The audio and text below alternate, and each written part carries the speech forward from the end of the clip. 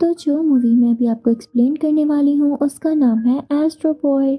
तो मूवी की स्टार्टिंग होती है एक बहुत ही आलीशान सिटी को दिखाते हुए जिसका नाम मेट्रो सिटी होता है। उसे बहुत केयरफुली बनाया गया था और वो बहुत एडवांस थी। और इसी सिटी का एक पार्ट आसमान यानी स्काई में भी है और वहाँ पे काम करने के लिए रोबोट्स थे जो वहाँ का हर काम कर देते थे। इंसानों के अच्छे दोस्त भी थे और इंसानों की जिंदगी इस काम से बहुत आसान हो चुकी थी। और इस सब के पीछे एक डॉक्टर का हाथ था जो कि बहुत फेमस थे। उनका एक बेटा भी था जिसका नाम टोबी होता है। अब हम देखते हैं कि टोबी बाकी बच्चों के साथ अपने क्लासरूम में होता है जहाँ पर उनके प्रोफेसर उनसे कुछ क्वेश्चंस कर रहे होते हैं। और जब टोबी की टर्न आती है तो उसके क्विज में 100% मार्क्स आते हैं जिससे प्रोफेसर बहुत इम्प्रेस होते हैं। और अब टोबी के घर जाने का टाइम हो जाता है। उसका रोबोट उसे पिक करता है और अब गाड़ी में वो अपने फादर से बात करने लगता है और ये उसके फादर का विजन होता है, यानी वो असल में यहाँ पर नहीं बैठे होते। उसके फादर उसे बताते हैं कि मैं जानता हूँ कि मैंने तुमसे प्रॉमिस किया था कि मैं तुम्हें विजिट करवाऊंगा, मिनिस्ट्री ऑफ साइंस दिखाऊंगा जहाँ पर मैं काम करता हूँ, लेकिन बेटे मैं आज बिजी हूँ, फिर किसी दिन सही।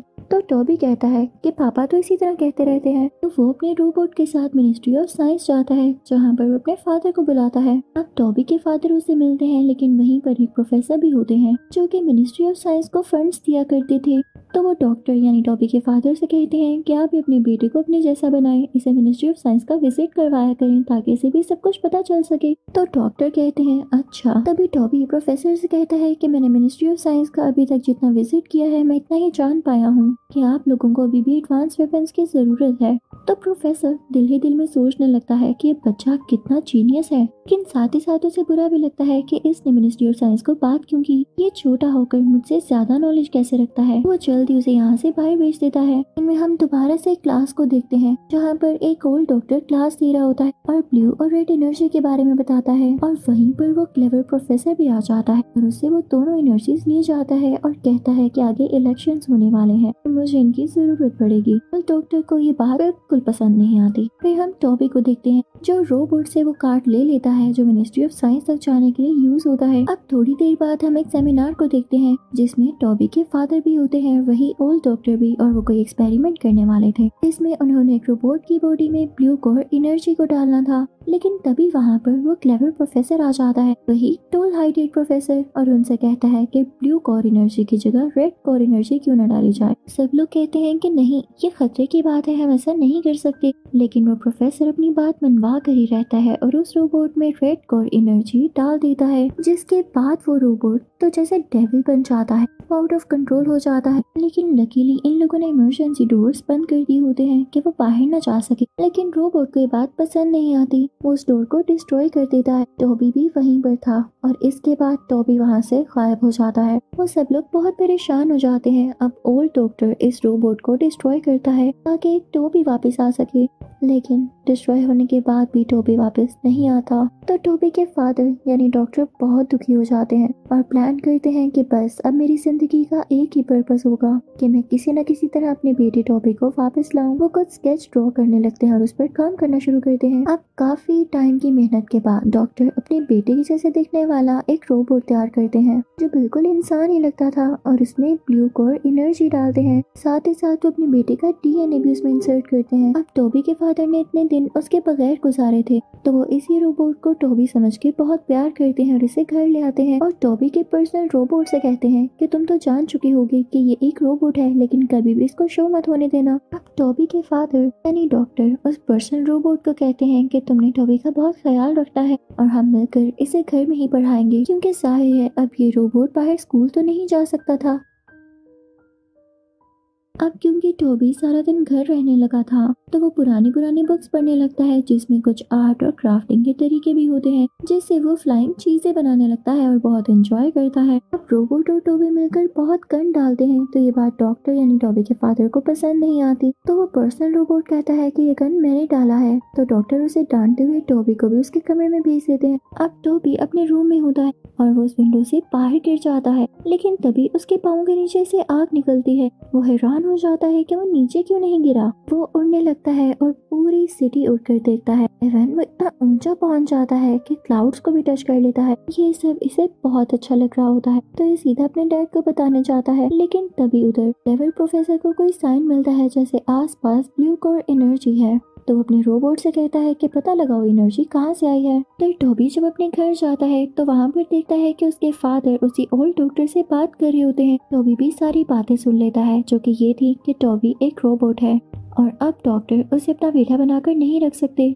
टॉबी बहुत उदास हो जाता है और अपने फादर से पूछता है तो उसके फादर कहते हैं कि हाँ, तुम मेरे बेटे नहीं बल्कि एक रोबोट हो। मैं चाहता हूँ तुम यहाँ से चले जाओ, मुझे बहुत बड़े बड़े काम करने हैं और तुम्हारी इन हरकतों की वजह से मैं खुद को डिस्ट्रैक्ट नहीं होने दे सकता। टॉबी बहुत दुखी हो जाता है और वहाँ से चला जाता है। अब उधर वही क्लेवर प्रेसिडेंट यानी क्लेवर प्रोफेसर अपने रोबोट्स को ऑर्डर दे चुका था कि वो टॉबी को ढूंढ ले। तो वो सब मिलकर टॉबी को पकड़ लेते हैं और किसी ब्लू रे से उसे बांध देते हैं, लेकिन टॉबी उन सबको डैमेज करता हुआ वहाँ से भाग आता है। अब प्रेसिडेंट को जब पता चलता है कि टॉबी भाग गया है तो वो रोबोट से कहते हैं कि उसकी ब्लू कोर एनर्जी निकाल दो और अब सारे रोबोट्स उसकी ब्लू कोर एनर्जी लेने के लिए उसे डिस्ट्रॉय करने वाले होते हैं। उनके अटैक से टॉबी नीचे ट्रैश में जाकर गिरता है। वो तकरीबन बेहोश हो जाता है, यानी ऑलमोस्ट फेंट होता है। और सब लोग चाहते थे कि उसकी ब्लू कोर एनर्जी निकाल ले। तभी वहाँ ट्रैश में से उसे एक रोबोट मिलता है। वहाँ पर कुछ बच्चे भी आते हैं, लेकिन इससे पहले कि वो आपस में कुछ बात कर सकते, प्रेसिडेंट के रोबोट्स वहाँ पर आकर टॉबी को ले जाते हैं।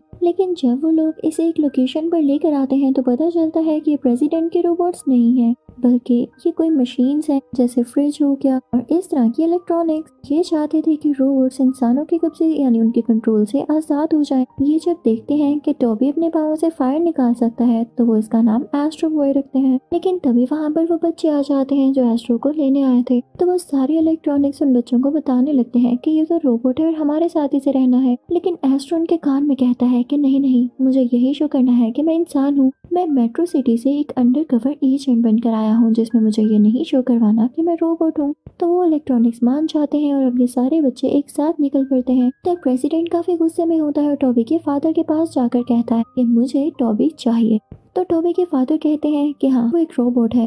मैंने उसे तब बनाया जब अपने बेटे को बहुत मिस किया करता था, लेकिन उसने कुछ ब्लंडर्स करने शुरू कर दिए थे, तो मैंने उसे घर से निकाल दिया और जैसे ही वो मुझे मिलेगा मैं उसे डीएक्टिवेट कर दूंगा और ब्लू कोर एनर्जी तुम्हें दे दूंगा। वो सारे बच्चे एस्ट्रो बॉय को अपने घर ले आते हैं। वहाँ पर एक आदमी होता है जो कि रोबोट्स का दीवाना था। तो अब वो एस्ट्रो से पूछता है कि भाई तुम्हारे पेरेंट्स कहाँ हैं? तो एस्ट्रो कहता है कि मेरे कोई पेरेंट्स नहीं। तो सारे बच्चों से कहते हैं घबराओ नहीं, हम भी ऑर्फन्स हैं और ये अंकल हमें बहुत प्यार करते हैं, ये तुम्हें भी बहुत प्यार करेंगे। और अब आहिस्ता आहिस्ता उन सब में दोस्ती हो जाती है। रात को सोने से पहले वो आदमी एस्ट्रो बॉय के पास आता है और उसे बताता है कि वो मिनिस्ट्री ऑफ साइंस में एक बहुत अच्छा साइंटिस्ट था और उसने डॉक्टर के साथ भी काम किया था, जो कि बेसिकली एस्ट्रो बॉय के फादर ही थे, यानी टॉबी के फादर। वो लोग सुबह घूमने जाते हैं, तब उन्हें एक येलो कलर का बहुत ह्यूज रोबोट नजर आता है। सारे बच्चे उसे बताते हैं कि 100 साल से ऐसे ही पड़ा है, इसे बहुत कोशिश करी ठीक करने की, लेकिन ये ऑन ही नहीं होता। तो अब एस्ट्रो बॉय उसे अपनी बॉडी से ब्लू को एनर्जी देता है तो वो ठीक हो जाता है। और ये देख के वो अंकल जिन्होंने इन बच्चों को अपने घर में रखा हुआ था वो बहुत ज्यादा खुश हो जाते हैं। अब वो सारे मिलके उस बड़े से रोबोट को वॉश करते हैं, उसे ठीक करते हैं और उसका नाम सोक रखते हैं।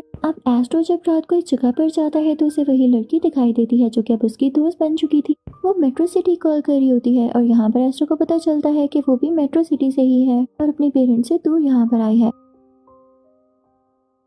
अब हम देखते हैं कि एस्ट्रो और सारे बच्चे मिलकर एक ऐसे शो में जाते हैं जहाँ पर रोबोट फाइटिंग होती थी और इन बच्चों के अंकल इन सबको बताते हैं कि जो रोबोट हारता है उसे मार दिया जाता है, यानी डिस्ट्रॉय कर दिया जाता है। उधर वो सब इलेक्ट्रॉनिक्स भी जो कि एस्ट्रो की दोस्त बन चुकी थी इनका पीछा करते हुए आ रही थी। अब यहाँ पर शो से आने से पहले वो आदमी सब बच्चों के सामने एस्ट्रो बॉय को टेजर से करंट लगाकर बेहोश कर देता है। बच्चों को बताता है कि ये एक रोबोट था। अब वो आदमी एस्ट्रो को होश आने पर उसी फाइटिंग प्लेस पर ले जाता है जहाँ पर वो उसके मुकाबले में बहुत खतरनाक रोबोट लाता है, लेकिन एस्ट्रो अपनी स्किल्स को यूज करते हुए उसे मार डालता है और ये बात उस आदमी से डाइजेस्ट नहीं होती। वो और सारे रोबोट्स बुला लेता है, लेकिन एस्ट्रो उन सब रोबोट्स के सिर को पकड़कर एक साथ घुमाता है और उन्हें दूर फेंकता है। यहाँ पर फिर से एस्ट्रो की जीत हो जाती है। फिर हम देखते हैं कि उस आदमी से कुछ भी बर्दाश्त नहीं हो रहा होता कि एस्ट्रो जीत क्यों गया और अब वो उसी बड़े से रोबोट को लेकर आता है, उसी येलो रोबोट को, कि एस्ट्रो से ये लड़े। लेकिन वो एस्ट्रो से कैसे लड़ सकता था? एस्ट्रो ने ही तो उसे उसे अपनी एनर्जी से ठीक किया था। वो रोबोट एस्ट्रो के सर पर प्यार करता है और चला जाता है उस आदमी पर पाँव रखने के लिए, लेकिन एस्ट्रो उसका पाँव पकड़कर उसे रोकता है।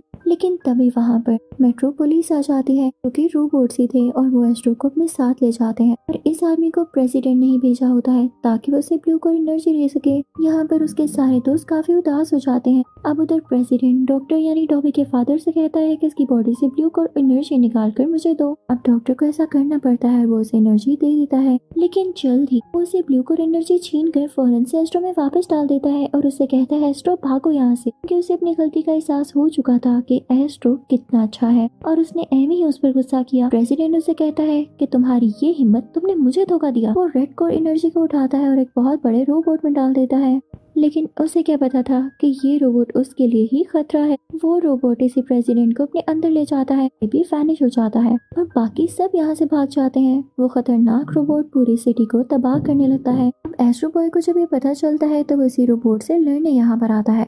उधर वो बच्चे और एस्ट्रो की फीमेल फ्रेंड एक फ्लाइंग कार में बैठकर इस तरफ आते हैं ताकि एस्ट्रो की हेल्प कर सके। अब उधर वो ह्यूज रोबोट एस्ट्रो के ऊपर पाँव रखकर उसे मारने ही वाला होता है कि तभी उसके सारे दोस्त के फ्लाइंग कार में आए थे उसका हाथ पकड़कर उसे गाड़ी में बिठा लेते हैं। लेकिन तब तक उस ह्यूज रोबोट ने उस मेट्रो सिटी को पूरी तरह से डिस्ट्रॉय कर दिया था और अब वो टुकड़ा जो कि आसमान पर था आहिस्ता आहिस्ता नीचे आ रहा था और इससे पहले कि वो नीचे गिरकर पूरी तरह से तबाह हो जाता, एस्ट्रो बॉय उसके नीचे जाता है और उसे आराम आराम से लैंड करवाता है जैसे कोई चीज पैराशूट के साथ लैंड होती है। वहाँ के सब लोगों की जान बच जाती है और एस्ट्रो की बहुत तारीफ करते हैं। अब एस्ट्रो सीधा उस ह्यूज रोबोट के पास जाता है और उसके फेस पर पंचेस करने लगता है, लेकिन तभी वो ह्यूज रोबोट एस्ट्रो को भी अपने अंदर ले लेता है। लेकिन जैसे ही एस्ट्रो उसकी बॉडी के अंदर जाता है तो उस ह्यूज रोबोट को कुछ होने लगता है और वो एस्ट्रो को बाहर निकाल कर फेंकता है। और ऐसा क्यों हुआ था कि अगर ब्लू कोर एनर्जी और रेड कोर एनर्जी आपस में मिलती है तो दोनों डिस्ट्रॉय हो जाती हैं।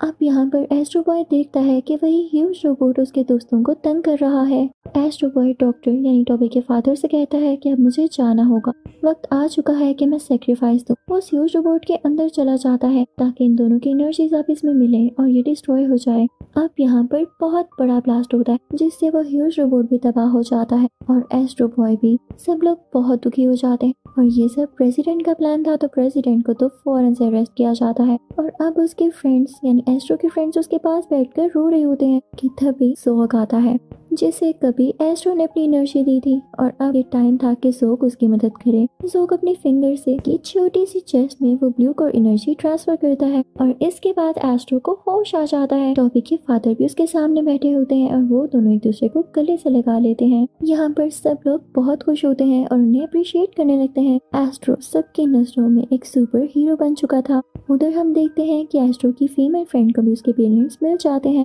तो मूवी के लास्ट सीन में हम देखते हैं कि इस मेट्रो सिटी पर कुछ एलियंस का अटैक होता है, लेकिन एस्ट्रो बिना डरते हुए उन पर पंचेस करता है और उनसे लड़ता है। तो इसी के साथ इस मूवी का यहीं पर एंड होता है। Thank you for watching.